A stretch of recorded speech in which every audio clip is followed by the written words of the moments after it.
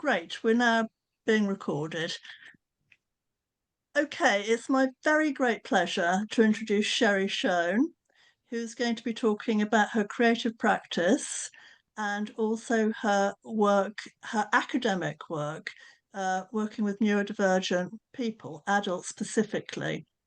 But what's so interesting is how Cheri intersects her creative practice with her academic work. And this is what she's going to be talking about today. So it's a very insightful presentation that we're going to have, and we're going to have lots of visuals too. But I just want to say a few words about Cheri in that she has been a real leading light in the world of neurodivergence, particularly for students. She has really supported students wonderfully, particularly at the Royal Central School of Speech and Drama and at the Working Men's College. And I believe we might have Jacqueline here with us today. And it's a very great welcome to have Jacqueline with us, who also works at the college. So I'm going to pass over to Cheri. It's really delightful to have her here with us today. Hello, everybody. So I'm just going to share my slides and then we can get going. All the dyslexics in the room will be very happy to know there's no text on the slide. There we go. Can everybody see that? Brilliant. Yeah, all fine, Cheri. Okay. So from the beginning.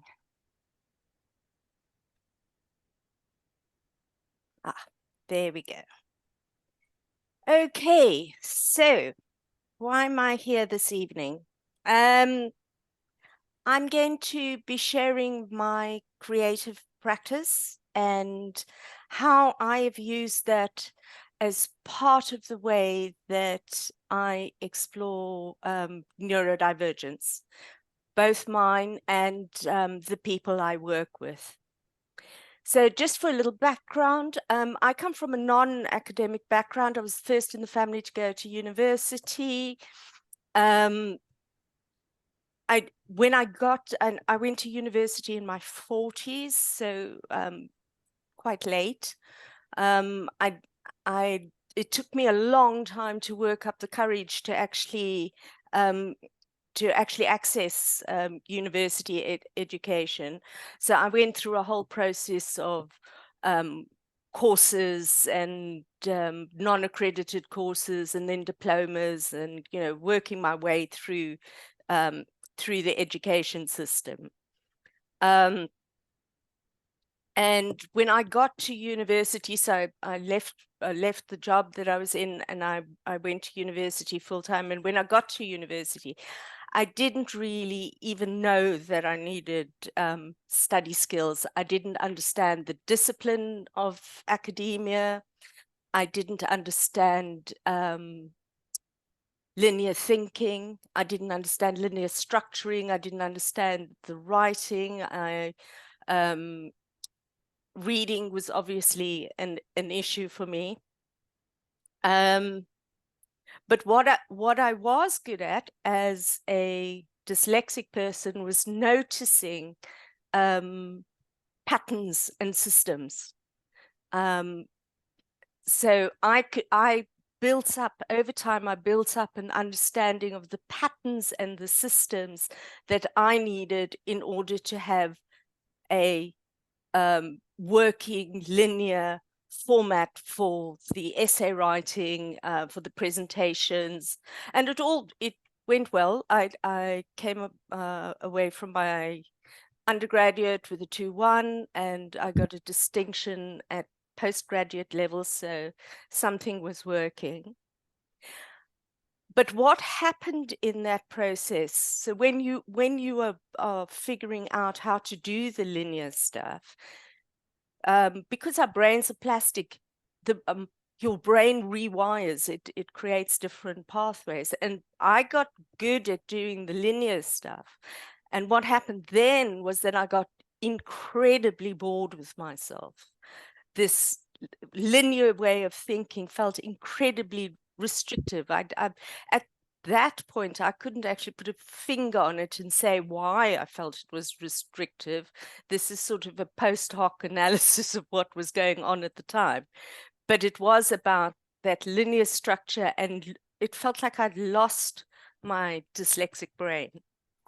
So in order to regain that, I sort of went back to my creative practice. So I do all sorts of stuff. I do bits of painting, I do embroidery. I think people must look at me in horror because of the amount of blankets I produce. I'm always passing blankets on to people. And then towards when we were headed towards lockdown, I discovered felting and discovered I really, really enjoyed felting. And this little bunny here is one of the first things that I felted. But when I started felting these little animals, they really freaked me out. I felt terribly uncomfortable about them because they were too cutesy for me. And I didn't see my aesthetic as that, you know, that my aesthetic was this cute little bunny thing. And then the other day I was talking to my colleague and I was saying to him, I'm going to give this talk and I'm going to be using the animals I create to do this. And he went, so this is Jake. We're working together on a couple of projects. And Jake said to me, oh my goodness, I wouldn't go to a talk where they're showing me toys. And then it hit me. The thing that, because we were both freaked out in the same way. And it was, I believe, because we are both dyslexic and you get patronized through the education system. And you want to, especially as a child, you desperately want to be taken seriously and seen as an adult. So any leaning towards something that may be childlike or childish is almost an anathema to some dyslexic people. And I think that's where both my and Jake's reaction comes from. So I'm going to move on to the next slide. So here is my neurodivergent fairy army. I made the connection between neurodivergence and the fairies. And once I made the connection between the animals and the neurodivergence and the little people on their back, the felting almost became compulsive. I did one after the other. It was lockdown, so I did have the time to do it. All of these people that are in this fairy army are all people, neurodivergent people that I know. I don't know who of you in the group know Philip Pullman's His Dark Materials. So what he does is he has a person with an animal, and they are connected. So it's sort of a fantasy novel for teenagers. I think the audience is, and he calls the animals demons. But it's not sort of scary demons. It comes from the Greek idea of a spiritual being or an intermediary between the humans and the gods. So I'm working in a tradition that's already reasonably established. Again, making these connections was post hoc. I hadn't made these connections when I was working with my creatures. The stories I will tell you are what I have learned from the people that have inspired this work. If they were here, they would tell their own story and very different stories to my own. So this is my understanding from my perspective as a neurodivergent specialist.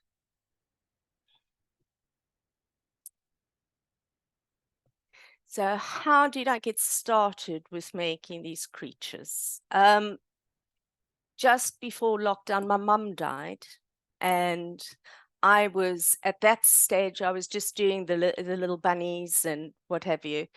And I was doing research online, and I came across this this little granny fairy, and I was, oh my goodness, you never see fairies other than prepubescent little floaty things. I mean, it's a very Victorian tradition, and the idea of the granny fairy really captured my interest. And it also made me think of that sort of, even in these cartoon areas, there's ageism, you know. So the first link that I made between the fairies and sort of what was happening socially was through the lens of ageism. But of course, because you know, neurodivergence runs in families. My mum herself was dyslexic. For her generation, dyslexia didn't really exist. She had a really, really difficult time at school. I don't think she even got to high school. She never read a book until she was in her 80s, but she was, I mean, she was a very talented artist and hugely creative. And why I have put her on a fox is because, in order to survive both the misunderstanding of her neurodivergence and other things that were happening in her life, she really had to be a survivor. She had to be cunning, and she had to be adaptable. And this is absolutely what foxes are like. Foxes are surviving in our urban environments, and not only surviving, but they are thriving. And I would say that's what my mother did, which is why I put her on the fox. Her neurodivergence had an impact on our relationship, because when she realized that I was dyslexic, and she looked at me, she could see all of the things that she didn't like about herself. And that caused tension within our relationship. This is very common. I mean, I've heard this story repeated again and again with other people and their nearest and dearest. So it's the impact of neurodivergence is not only happening in the academic sphere. So this is my next fairy. And what did I learn from them? Well, first of all, when I'm working, I do research, so I look things up online. This fairy was very early on in COVID. And what I discovered was, when I typed black fairy into Google, what came back was bad white fairies. There were very few depictions, graphic depictions of fairies of color on the internet. I did the same search recently again. So we're talking about the intersection. So we talked, the first fairy was an intersection of ageism. This is an intersection of color.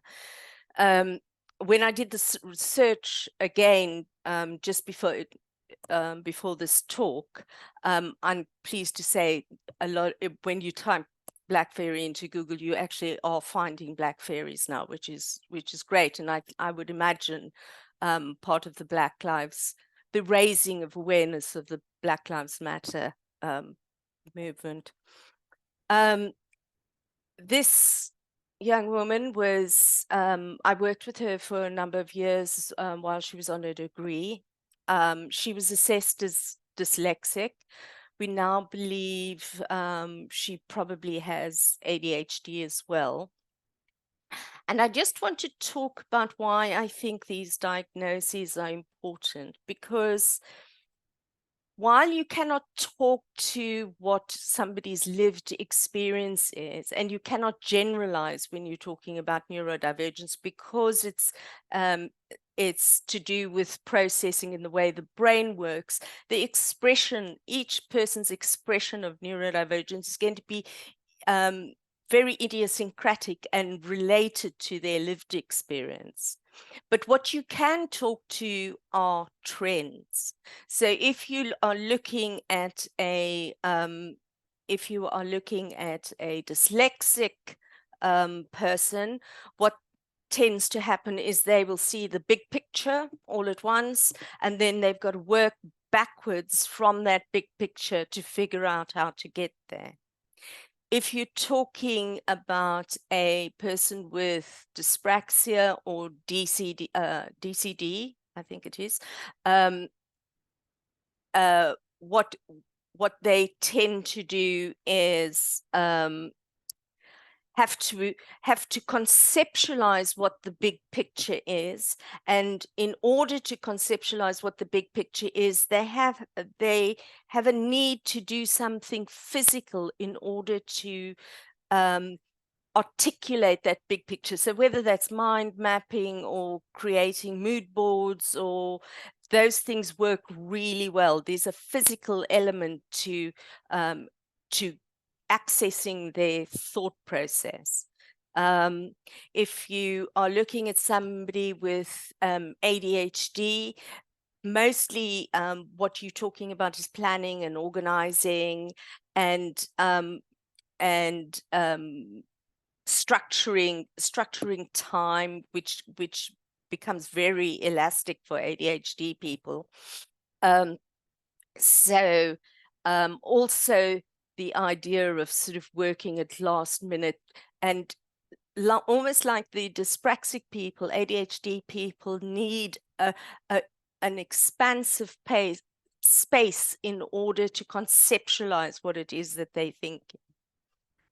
With an autistic profile, the trend that I've sort of noticed or observed is that they are constantly on the lookout for information and rules. So it's all not big picture. It's focused and it's detail that's the way they process. And but if you've learned the rules as an autistic person, the rules that we articulate in society, we break them in order to make connections. So if you think about a hierarchical thing, if you're making friends with your boss, you will break the politeness protocol as a way of making that connection. So that then becomes very confusing for somebody with an autistic profile. And then if you working in terms of say creating an essay, it with the autistic profile, it tends to be, I don't know when to stop doing the research. I don't know when I've got all the correct information. So I think it's very important to have the correct diagnosis, and also to understand that people often have more than one diagnosis, and then you've got to unpack which one is the most prevalent for that person.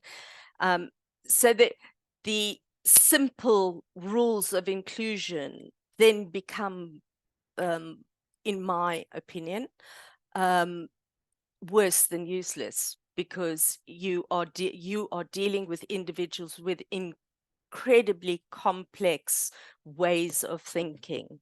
And we haven't even got to Tourette's, synesthesia. I mean, it's endless.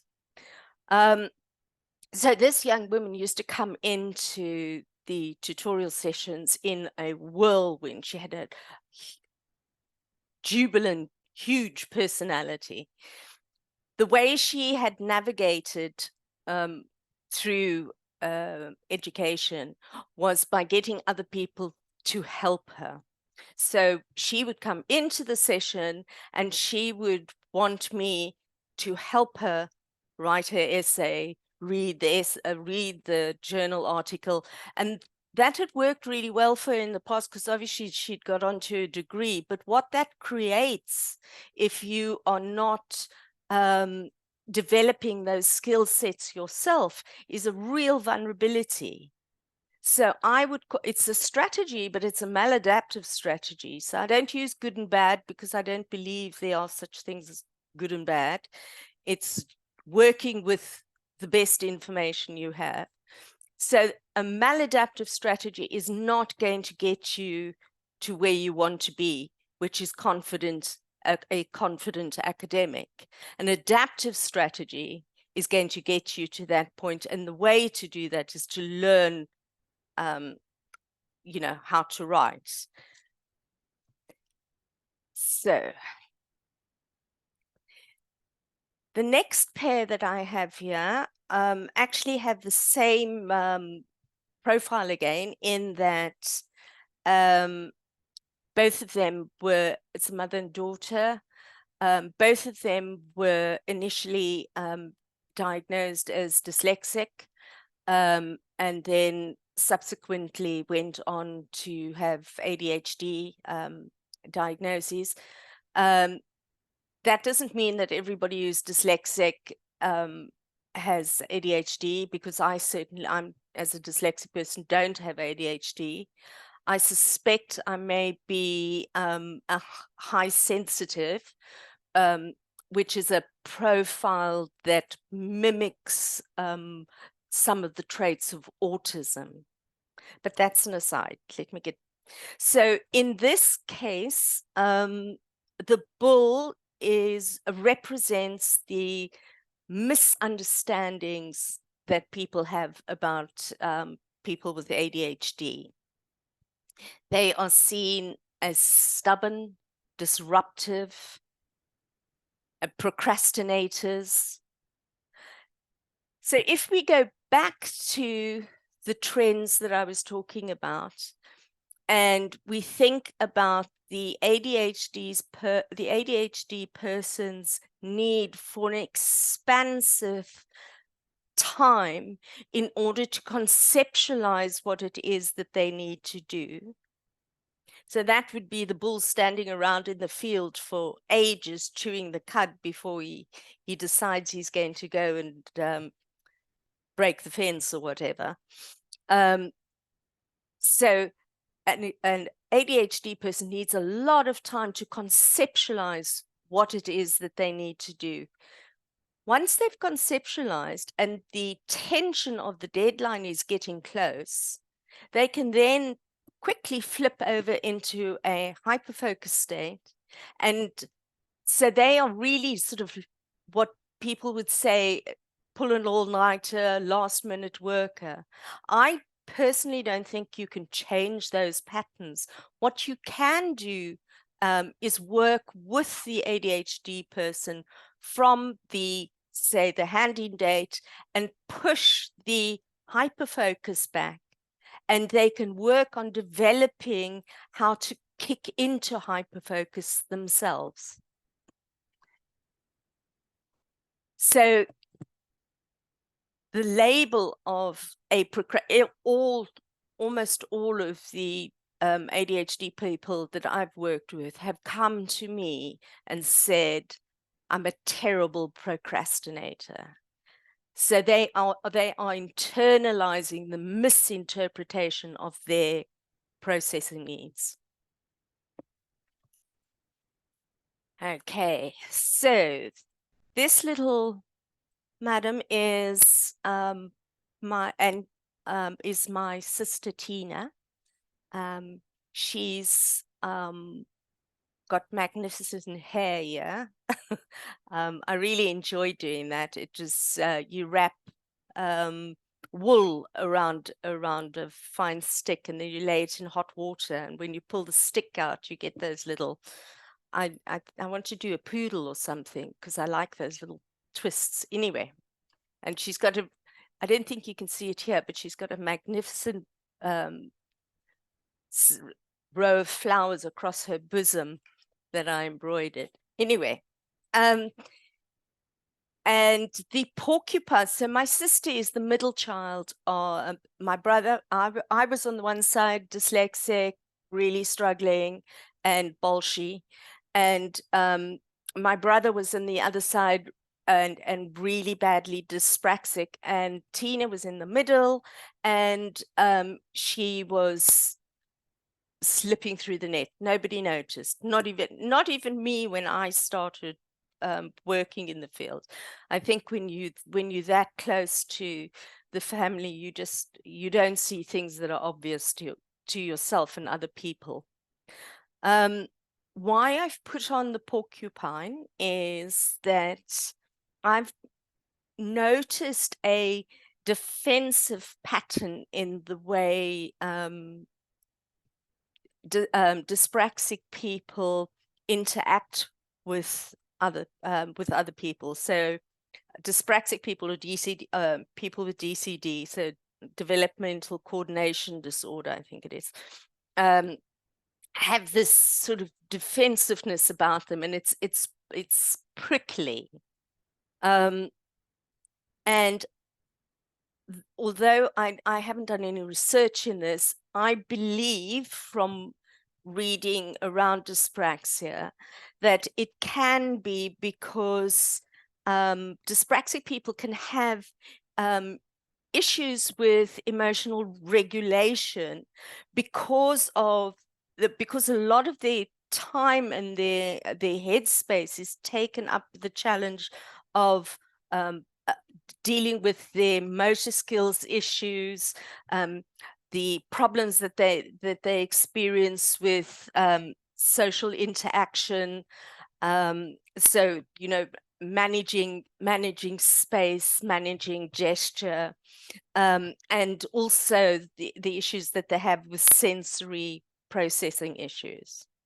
If you add to that, so in relation to my sister and myself, if you add to that I am rejection sensitive, so they talk about rejection sensitivity disorder. If you add a spiky and a rejection sensitive, you've got a fantastic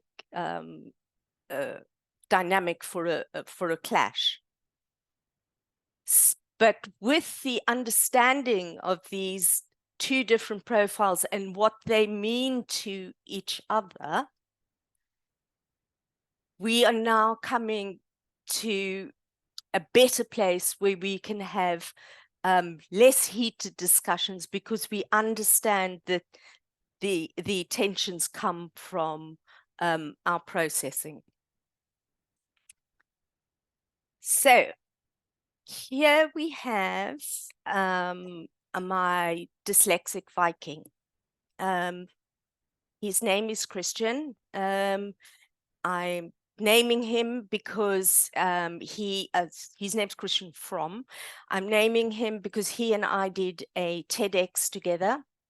And anything that I'm going to be talking about here is already in the public arena, so I'm not disclosing anything that he hasn't already said. He's a dancer. He's dyslexic. He was very, very, very angry about the problems that he was experiencing in the academic environment. He had real problems with writing. English was his second language. He had real problems with reading, you know, all things that one has to do on the degree. And as he himself said, the projection of this anger within the department created and fueled a fear and confusion in the staff, because he was a powerful guy, you know, really physical, and that made him frightening. Carrying this anger made him frightening. So the whole process of understanding his neurodivergence helped him to connect to something in himself that didn't need to be as big in order to articulate and express his anger or his discomfort. And that's why I have him with a little Arctic stoat in a backpack on his back.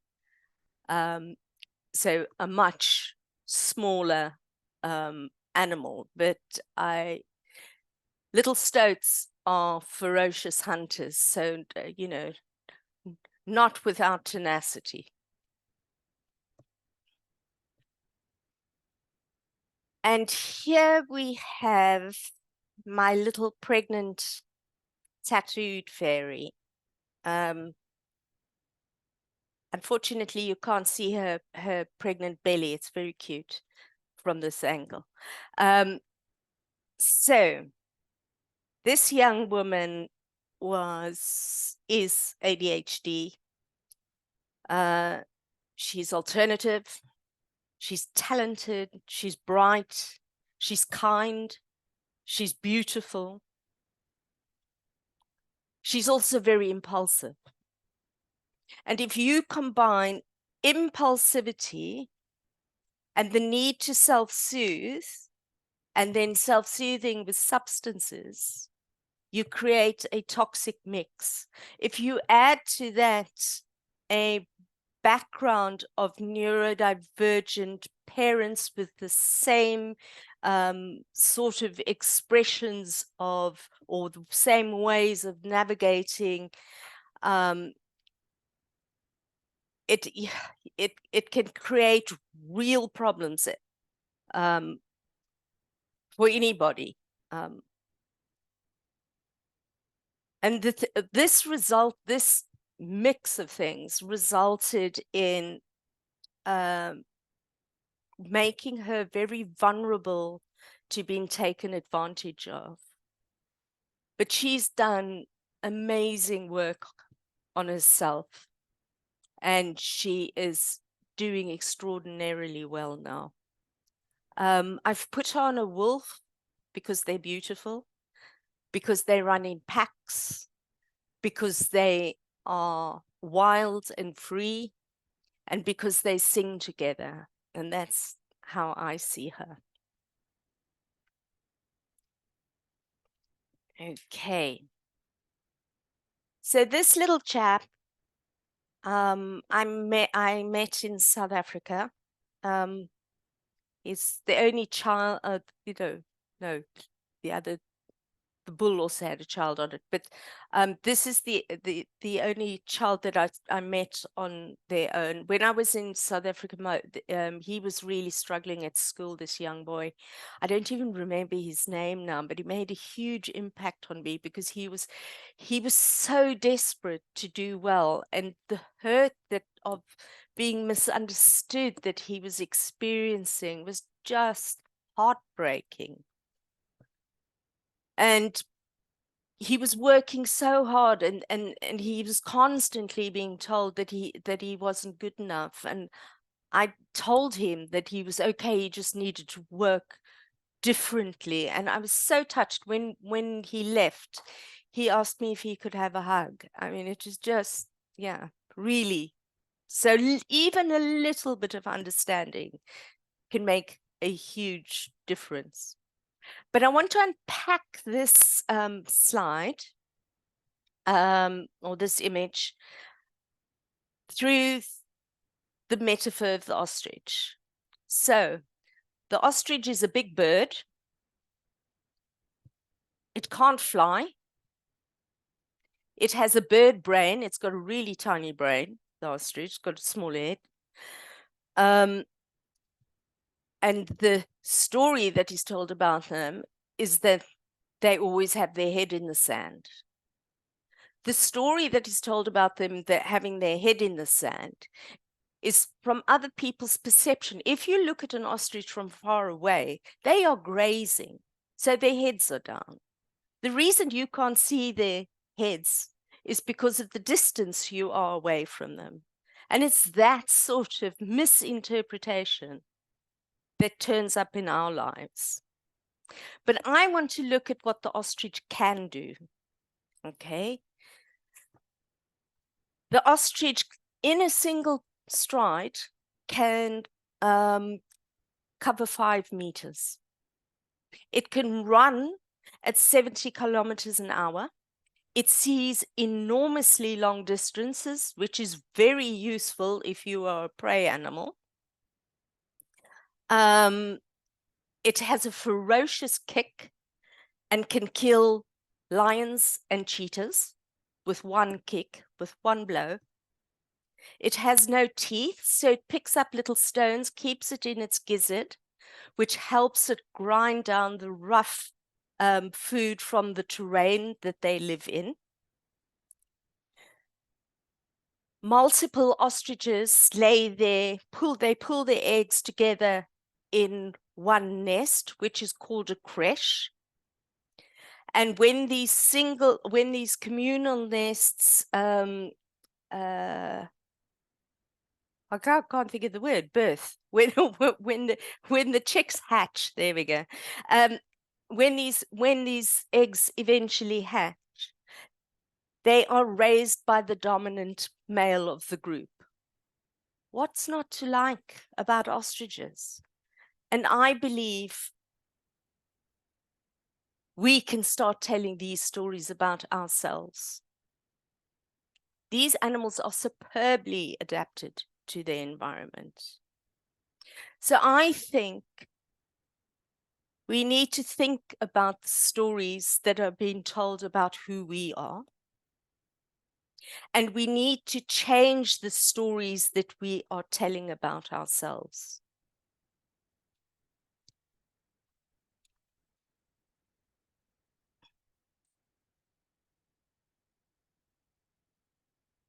So this is my brother Rory.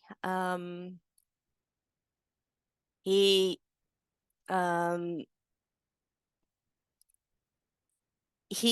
died a few years ago. He died very young. He loved elephants. And I want to talk about the elephant in the room. And the elephant in the room is that the cumulative nature of marginalization can result in very serious consequences that are not captured in the statistics, in the prison statistics, in the what do you call it? My head's done a dyslexic, gone to sleep. If you're talking about sort of drug abuse, drinking, prison, all of those things are, or some of those things are captured, but it's deaths like my brother's, because he died from a huge, massive stroke. And I think it was the cumulative stress of all those years of living with his dyspraxia that was not the only reason, but it added to the burden and the stress that he was carrying. And that's made me even more passionate about the work that I do.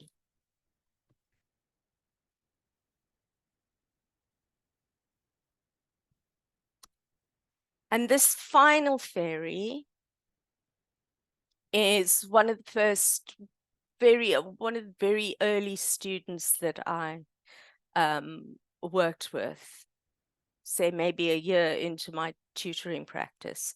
And it's when with her, I took a chance and I stepped out of the need to fix and into the need to understand. So rather than getting the person to correct themselves to fit into the system, I've started working with people to develop the understanding that they needed to navigate their lived circumstances. This is another dyslexia ADHD combo. When I was working with her, she only recognized the dyslexia. Her lived experience was one of real lack of belief in her ability. But she has absolutely transformed that understanding, transformed that lack of belief through an understanding of her neurodivergence. And through understanding how her head works and what it is that she needs to do, it's given her that belief in herself. And she has developed amazing transferable strategies that she can use in any aspect of life. She's absolutely taking control of her story. And that's why I have given her a Phoenix. So this is, I believe, what we need to do. We need to think about the stories we are told about who we are. And we need to change the stories we tell about ourselves. And that is me. I'm going to stop the sharing. And we can take questions. Thank you so much, Cheri. That was absolutely fantastic. It's kind of built up and built up your talk, drew us in. You drew us in into your creative practice and your thinking. Okay, over to the rest of you. Any questions? Anything that's come up in the chat, Linda? Yeah, I think people are so enthralled that there isn't very much up on the chat. So if anybody has put stuff on, let me know. But there's Andrew's commented about autism and rules and the breaking of rules and how confusing and difficult that is for individuals. And I don't know if Andrew wants to say a little bit more about that, but that's actually the only comment we've had. Yeah, so the reason why I picked up on that is that sometimes when people kind of are told a rule, for example, when I was a team coordinator, that we are supposed to all meet every week, but at 9:30 till 10, for example, if that rule is not really meant to be kind of followed, and then people abandon ship, and then they're told it's okay, but the rule is written down, it does create a lot of confusion. And also, say, for example, if I've directed someone into the development where I live, if I kind of forget to mention, you have to go through the houses to get to where the flats are. It's a bit of a peculiar setup. So you go left into the road, then turn left, and there's a gap on the house, and then guiding people through. Unless I specifically say the first house on the left, there is a gap. You will see one of my neighbors has got a Mercedes Cabriolet. I wish I could afford one, but anyway, so I kind of go past their car, then go left, and then the flats are in there. If I miss that bit off, just an example where when I first moved in, I was like, it's number 7, and the postman misinterpreted it for some reason. And also, if something is a social rule, like to try and make eye contact, and then other people are not doing it, people have to kind of understand that if a rule is said, it should be interpreted in a way, and it is going to be different for an individual. And people with rules, a lot of us on the spectrum are quite sort of black and white. Yeah. So for example, my bank specifies that I have to pay in X a month, and if you need help from healthcare, blah blah blah blah, you must ring this number between 8 and 8, blah blah blah blah. any deviance away from that with obviously with a bank, it would be fine because they're following the rule. But it is, but then obviously in terms of looking at, like, I remember Cheri's brother Rory coming to see us at London Met with Sandra. And you know, obviously people can have like the overlap with dyspraxia and Asperger's, and it can be a real challenge. But in terms of that rule, it is something that Dr. Damien Milton, somewhere amongst the book cabinet, I have got a book, I'll go and get it. The Dr. Damien Milton's book. It's a very short book about understanding rules on the autism spectrum. I'll find it and then I'll put it in the chat. But I'm mindful I don't want to Andrew. Can I Thank you, just Andrew. answer that? The other thing I think that rule issue causes is that the amount of time, effort, and observation that an autistic person has to put in order to understand the rules, for other people just to break them willy-nilly, can cause a huge amount of anger and frustration, because it feels so unfair that you've done all this work to try and conform to what other people are telling you should be doing, and then other people just break them with no sanction. I've quite often come across that sort of, I'm really cross. Can I ask something? Your creative practice is clearly a huge part of your thinking. How is it working now for you in terms of your overall thinking to do with your work in the neurodivergent world? Is it becoming really interchangeable, the academic side and the creative side, or are you as you grow with your creative side, is the creative practice informing your academia? So I want to say thank you for encouraging me to do this, because I've made all these things and kept them in the cupboard. So because they were still freaking me out a bit. I tried to give them all away after lockdown, but nobody would have them because they need explanation. So engaging with this in order to put this presentation together, I've spent about 3 weeks thinking about the animals and the stories I want to tell. And the first thing that I would say is that exploring neurodivergence in this way, and rather than from the whole deficit model and we can't do things and all of that, has created a much nicer, kinder, inclusive, connected way of thinking about neurodivergence. It's also, I think, when you're thinking about the characteristics of the animal, it's much more solution focused.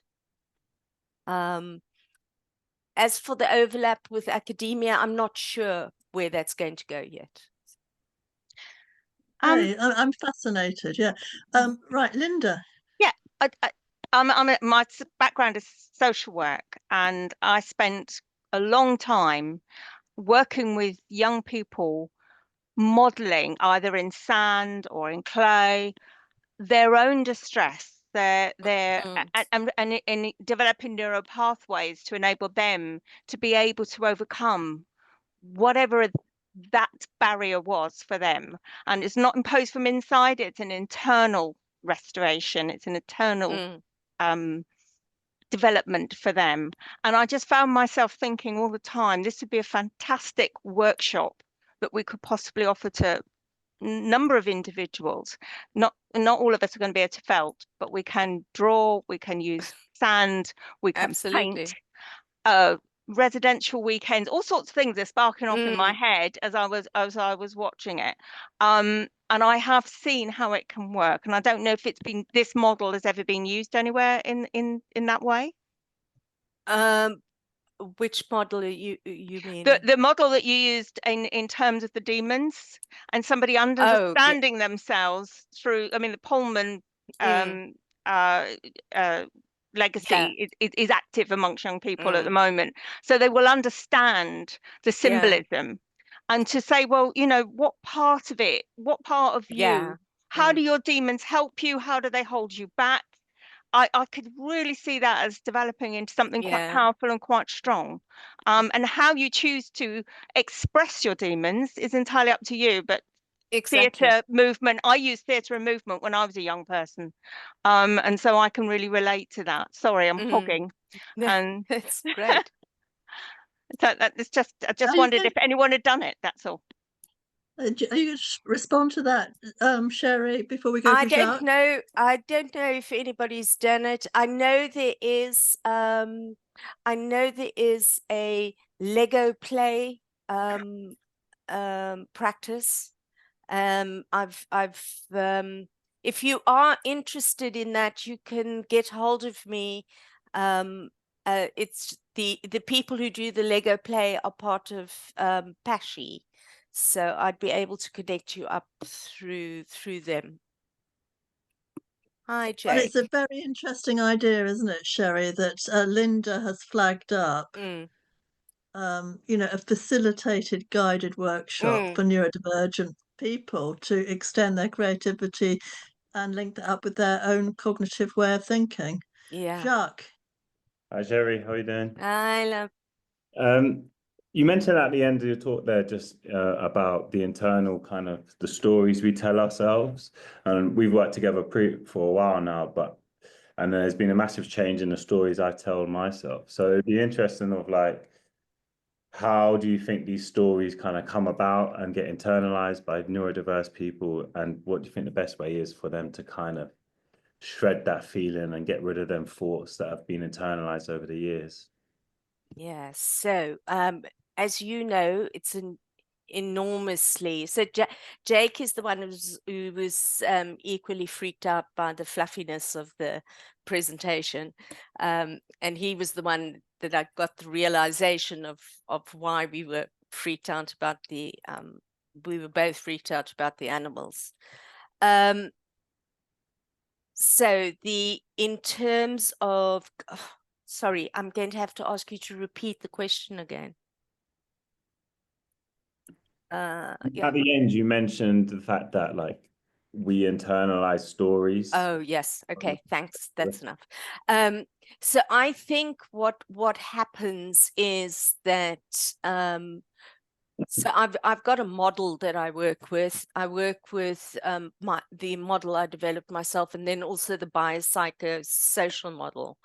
And so we as neurodivergent, or we as human beings, live in a social context. And what happens is that our neurodivergence gets interpreted through the social lens, and quite often what is projected, so ageism, racism, ableism, all of those things are projected onto you, and they're quite often subconscious biases. And I think what happens is that we then internalize those subconscious biases. So the stories that are told about us, we then internalize, and the liberation from those internalized story comes through relocating your internal locus of control. So you are not looking outside of yourself for solution. You are looking into yourself and drawing on yourself, your beliefs and your strengths. Did that answer the question? Yeah, thank you. Linda. Yeah, Ursula had said that they run some creative coaching sessions for neurodivergent staff. It was well received. I don't know if Ursula wants to mention again. They ran it again, and there were some varied responses which were interesting. I don't know if Ursula wants to talk about that. Yeah, I work at a university. It was one of our organizational development team that ran it. So qualified coach and somebody who's used to putting on sessions, and adapted it slightly. I think they usually run it as an hour and a half, so there's a bit of an introduction. So some slides at the beginning and discussion about thinking about where you want to go, and some pointers to think about your career. And then there's a range of creative materials on the desk, so you're encouraged to, not necessarily use words, but if you want to, you can. There were different coloured pens, and there was cutting out of magazines, and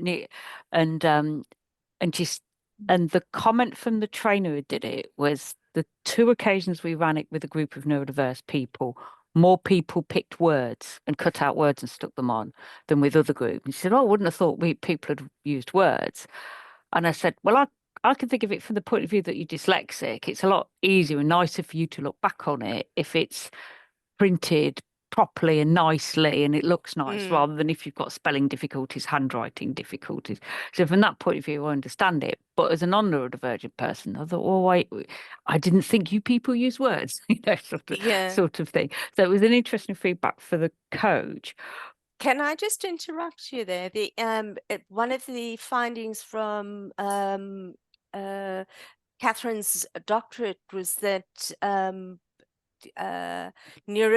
dyslexic people are often obsessed with words. I mean, I know I am.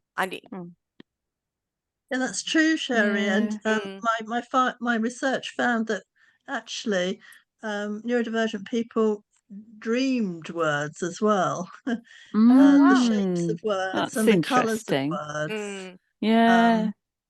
And they became moving objects. Yeah. Neurodivergent people often have heightened ability to visualize in a filmic way, and that and once you become obsessed by something, because we do, if you're obsessed from an early age to learn to read, you get obsessed with letters and words, and that becomes absolutely deeply embedded in your consciousness. Interesting that. And I guess that also links to a slight aside. I've been told that people who can draw and paint very well, they're able to represent what they see because they can't see it in their mind.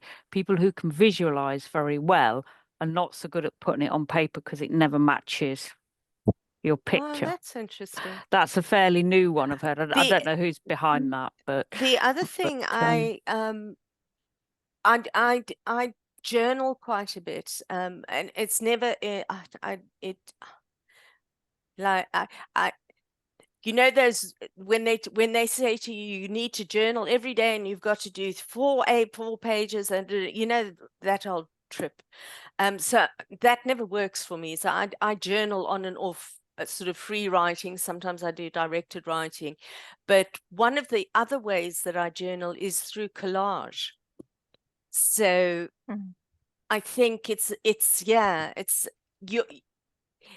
I think stepping into the creativity is a way of really connecting with your neurodivergence, and dare I say it, through this connecting with the creativity, I actually feel happier and more at peace with my mind. It feels more alive and proper. Because what was also interesting, we had a couple of people who had let it known they were autistic, said, "I don't find this creativity stuff, it's not normally for me, but because you build it is for neurodivergent people, I thought I'd give it a go. I'm among friends," sort of thing.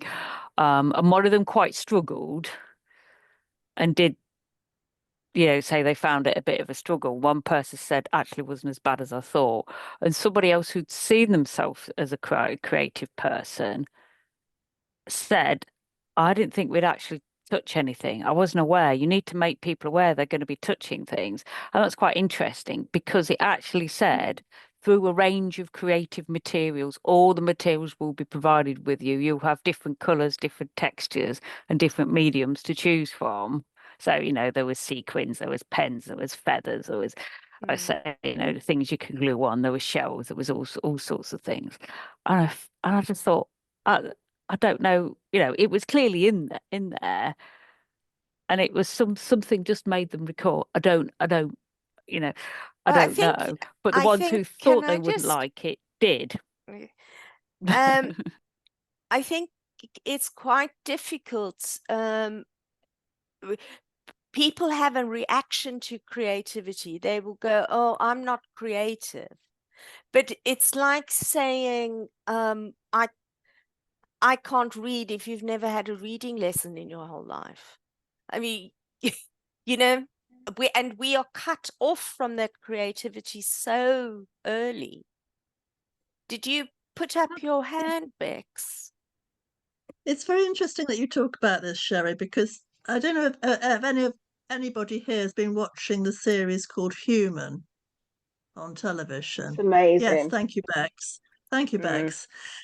You know, it's absolutely fascinating because, you know, us Homo sapiens, the reason why we are the only human species left is we're entirely adaptable.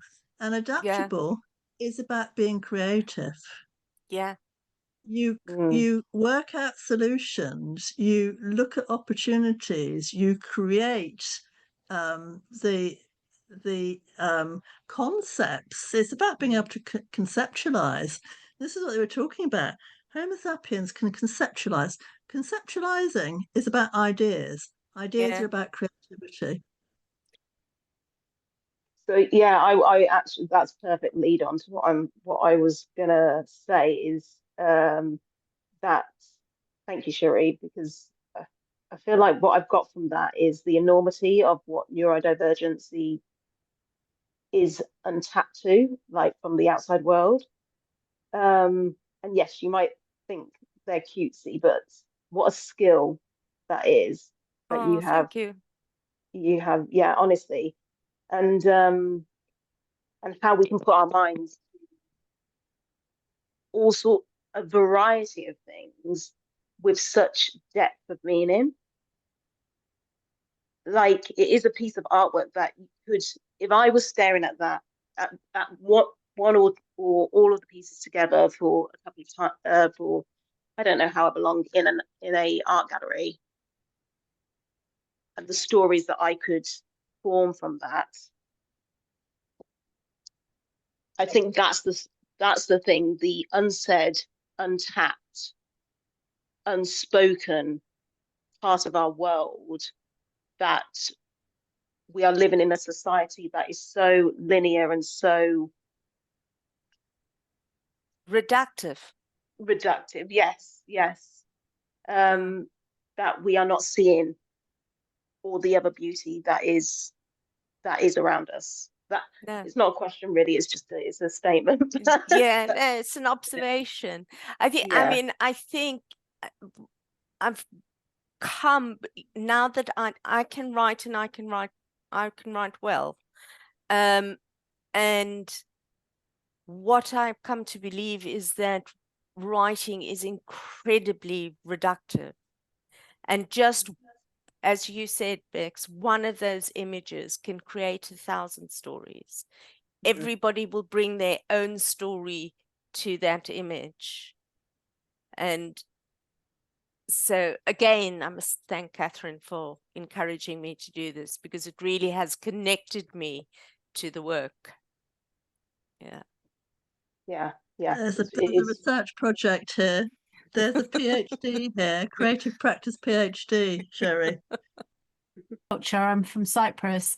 It's also considered like a mental deficiency. So there's something mentally wrong with you or your person. Like, so the word that they use, if, like, for example, a woman has neurodivergence, the way that she reacts to things, they would just call her belli, which means mad.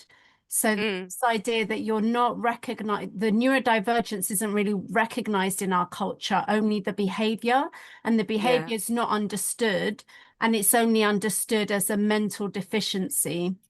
And if you try to explain that it's a different way of processing the world, it just kind of goes over the head, that people just understand how you make them feel. And the way that you process other people, how, you know, sometimes is going to have a negative reaction. And what you said earlier, Cheri, about the person that was carrying all of that anger, and then that anger made them scary. It just resonated so much with how I felt towards my own mother, because she is an extremely autistic person who doesn't understand their own neurodivergence. And as a child, I was terrified of her. And the way that my mum, the way that my grandma and my dad and my grandpa would talk about my mum almost made me feel like this isn't, I'm not safe in this environment. And so I think that's why it's really important for cultures that aren't used to neurodivergence to almost be, it's almost more urgent for these other cultures to have an understanding of what neurodivergence is. So yeah, I just wanted to comment that I had a similar experience as the lady before that mentioned it, and to highlight you are coming from a different country.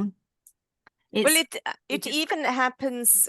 I mean, I've had students whose families have had similar reactions, Lenny, and from you know, from various cultures that are in London. So it's not only you know, something that's happening overseas. It's happening on our doorstep. Really good points, though, aren't they? Linda, and then we'll have another question after this, and maybe finish. Is that all right with you, Cheri? Yes, that's fine. Yeah, Linda. I just wanted to say that I think it's really important to reflect the cultures that you're working with, and within each culture there'll be folklore, there will be stories, there will be landscapes that you can move into to be able to tell the story of neurodiversity, because, you know, human beings have always had difference, and how we treat difference is a symbol of how our societies function. So there's a fear of difference, and how difference can move us forward, change things. There's a fear of change. So it's really important to look at each community and to look at the stories that are in each community and use those stories to start the dialogue, as it were. Exactly. Does that make sense?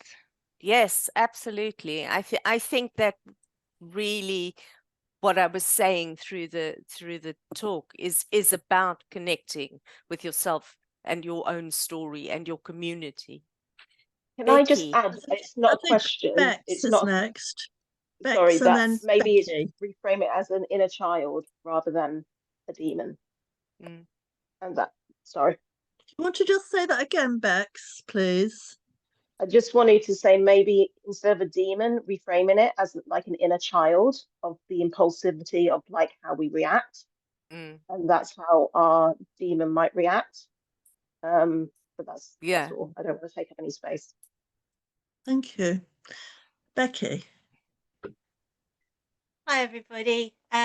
Great name, Bex.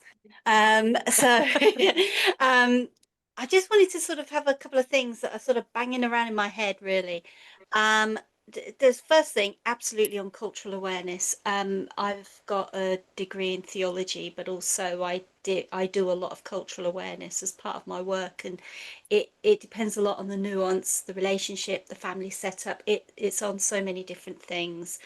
The second thing was, it was just a couple of bits, was the idea about self-reflection and the time and the opportunity for self-reflection on why people feel sometimes the way they do, and also in terms of how that can create a fight or flight approach. And within fight or flight, sometimes the need or the want is to push it away, like get rid of it, like that's a horrible thing.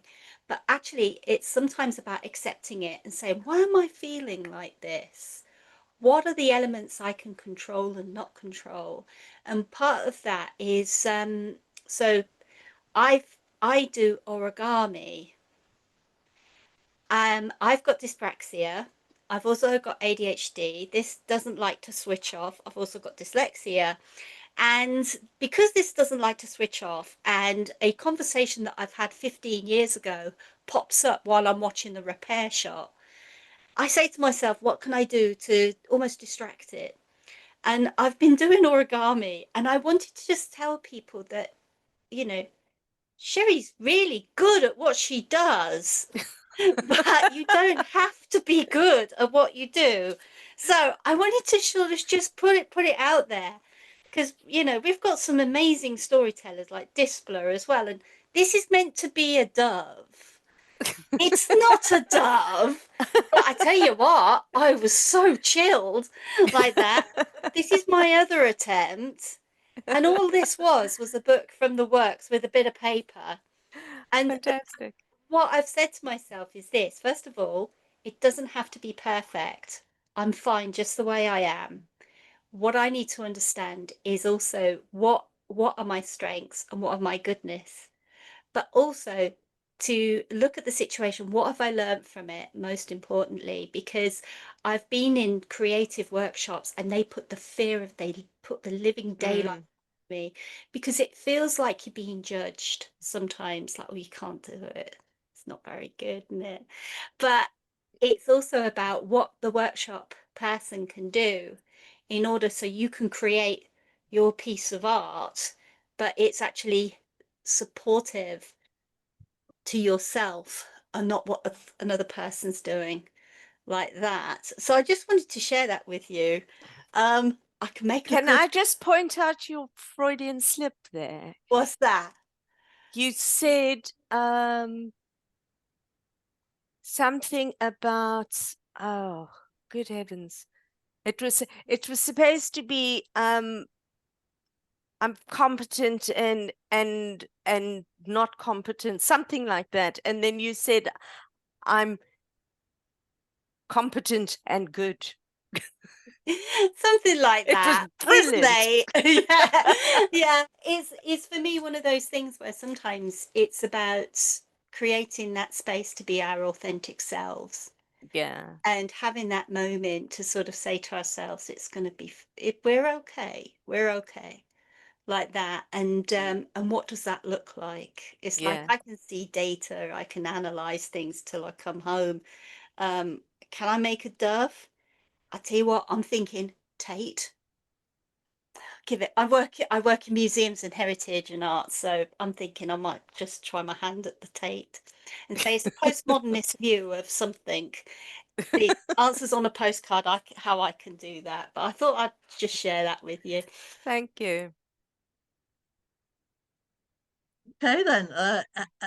I think this might be the finish of this session, unless anybody's got one more question. Yeah, Okay. I'd like to thank everybody for coming, and particularly the people that I know. Yeah, thank you for coming.